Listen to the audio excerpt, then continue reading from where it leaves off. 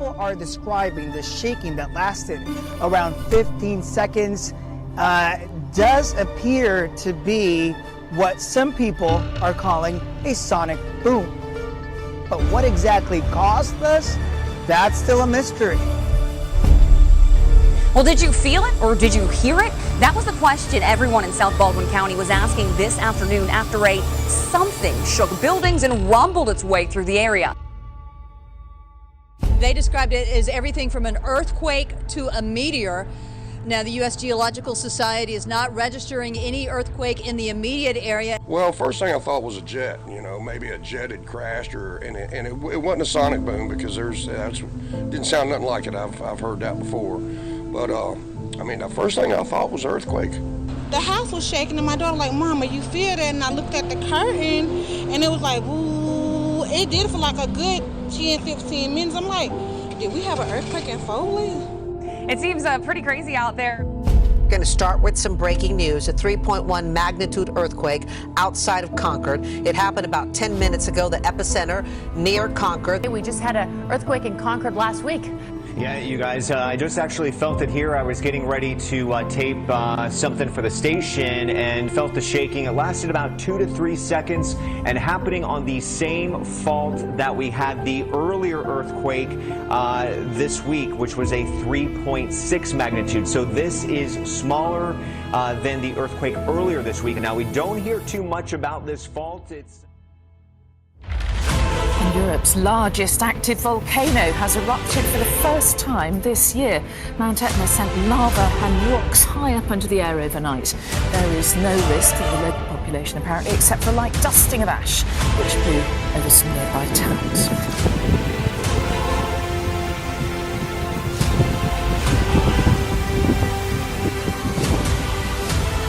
Indonesia's Mount Semeru has erupted, pouring ash and smoke an estimated 3.4 miles into the sky above Java.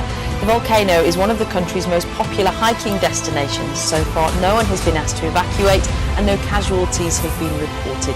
Villagers living on the mountain slopes have been warned of a possible cold lava mudflow, which can be triggered by intense rainfall. In Indonesia's South Kalimantan province on the island of Borneo, heavy rain has lashed these villages and towns for days.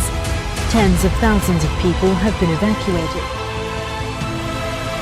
This was a picturesque but fortunately empty cottage at Chorley in Lancashire before and after the floods. Some places are expected to get 2 months of rain in just a few days. We've been here in Mountain Avenue for 33 years and we've never had it quite as bad as this. And it's a bit more alarming. Storm Christoph started with strong winds and heavy rain, but now temperatures are falling. Many places are dealing with a difficult combination of rising water levels and falling snow.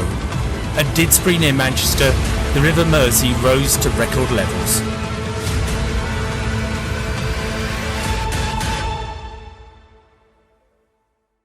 Another night of unrest in Tunisia. Young protesters raging against unemployment, poverty and police brutality in some of the country's poorest neighborhoods. It also include the state of the economy, joblessness and police violence. They came a decade after a street vendor set himself on fire in protest over the same issues, an event that became a catalyst for the 2011 revolution in Tunisia and the Arab Spring. The government has deployed army across several cities. Hundreds of people have been arrested. Giants and our news organisations hotted up today. While the federal government is determined to introduce a news media bargaining code so that the likes of Google and Facebook pay for the news that they cut and paste, that's a kind way of saying what they do, a Senate committee is looking at the issue. Today, Google fired their biggest shot yet, threatening to close down the search engine to all Australians. If this version of the code were to become law, it would give us no real choice but to stop making Google search available in Australia. Now that would be a bad outcome for us, but also for the Australian people. Withdrawing our services from Australia is the last thing that I or Google want to have happen, especially when there is another way forward. Now, given the fact that 95% of Australians frequently Google, that's the verb, not the institution, It would have an enormous impact on this country's search for information and the way we use the internet. Looking back into history again with this next story, an archaeological discovery in the Negev now bringing up a very interesting new question. Who in the world was Maria? This is the new question baffling researchers at the Israel Antiquities Authority following the discovery of an incredible 1,400-year-old stone, and the flat, round Byzantine-era artifact appearing to be a headstone with a Greek inscription text reading Blessed Maria, who lived an immaculate life and died on the 9th of February. Of course, while we may never find out more about Maria herself, her 23-some-odd centimeter headstone offers an important clue to other inquiries in the area.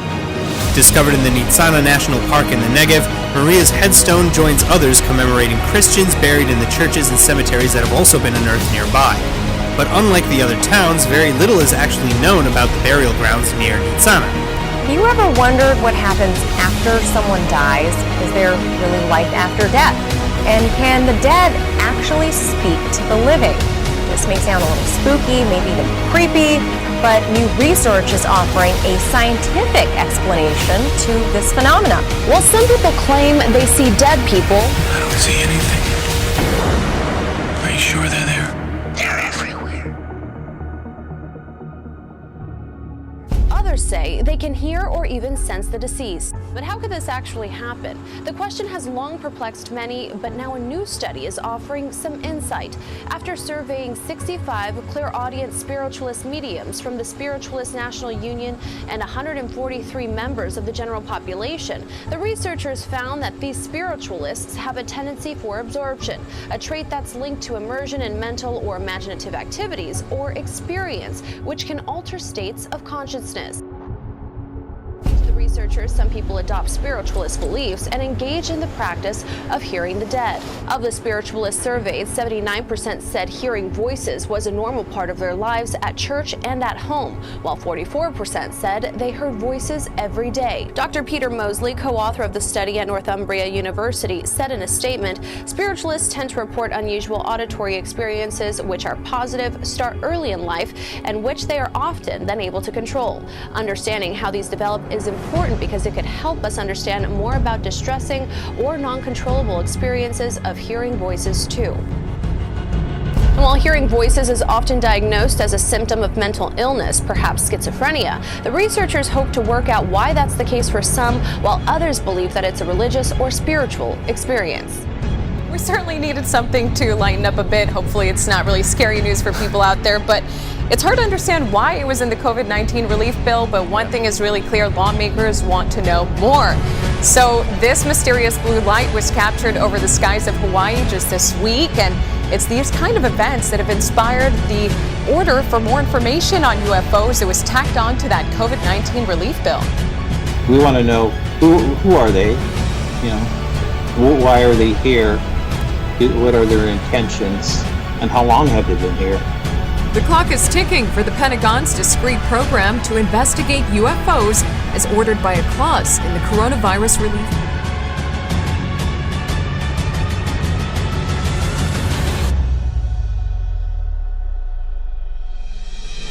You may know Sophia the robot from her speeches at the United Nations or appearances on The Tonight Show starring Jimmy Fallon. But this year she's going mainstream. The creator says thousands of Sophias could be rolling out of factories by the end of this year and heading to buyers all over the world. Our top story today, a surge of student suicides has pushed schools in Las Vegas to reopen.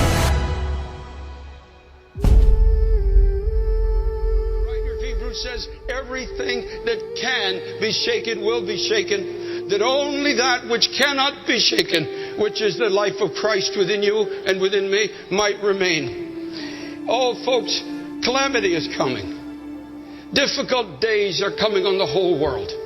I would be a liar if I stood here and told you otherwise. Difficult days, hard days in the natural are coming to the whole world, not just the United States of America, but the whole world is going to know this. And many of you here today, you're already on the journey. You're already in the field. You're already out there telling people about the goodness of God. You're already considering going and obeying God. You're a step ahead of those who are just on the roof of the house seeking the will of God. And Jesus says in that day, don't turn back. Don't turn back to what you left behind. Young people, listen to me. Don't turn back to what you left behind. What you left behind never satisfied you. What you left behind gave you a hunger that led you to Jesus Christ. Don't turn back. There's nothing there. Don't look for security in this world. You're not going to find it. Don't look to be entertained out of your difficult situation. It's not going to happen. Keep going with God. No matter how dark it gets, keep going, keep going, keep going, keep going.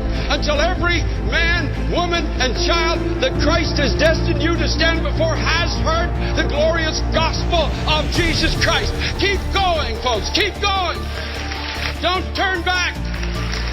You may have to put this tape in your stockpile and pull it out sometime in the future. But I'm telling you, and I'm speaking to you in the Spirit, when things get difficult, don't turn back to where you came from. There is no security there. The whole world is going to be gathering around familiarity. People are going to be going back to where they have come from. People are going to gather around things of familiarity and that once brought them comfort, country, culture, all these things people are going to be gravitating to. But God says, not so for my people. Not so. This is not where your security is. This is not where your comfort is. If you're already in the field, keep going. No matter how dark it gets, keep going in the field. Proclaim the kingdom of God. I'll be with you even to the end of the world. I'll be with you. Remember Lot's wife, he says in verse 32. Lot's wife just couldn't get far enough from a perishing society. She hesitated. She walked slower than she should have. She was sort of leaving, but couldn't quite make the break. And when this whole city exploded into the air, she became covered as it is with the residue of a failing and a falling society. And Lot's wife is the type of a people who take on the collective fear and confusion of a godless society at difficult times. Remember Lot's wife. God came, an angel visited, God himself came and took Lot by the hand and said, get out, get your family and get out of this place. Let not your heart be here. Let not your security be here, because nothing you see is going to remain, and it will offer no comfort to anyone in the future. His wife could not make the break. And folks, for those who can't make the break, you're going to end up getting your security from talk radio in the days ahead. You're going to get it from magazines. You're going to get it from newscasters. You're going to end up getting it from other people. And it's the residue of a falling society will cover you, and you will end up fearless and confused, just like Lot's wife did. The Apostle Paul, in speaking of the last days, he says in 2 Thessalonians chapter 2 and verse 3, that day shall not come except there come a falling away first. Now I do believe, beloved, we're in the beginnings of this. I don't know how deep we're into it, but I have lived to see a tremendous falling away in what professes to be the Church of Jesus Christ. From the biblical Christ, from the Christ of truth, there has been a great, great falling away in our generation. Now listen, you can't fall off a building unless you've first been on it. You can't fall away from something unless you've been close to it.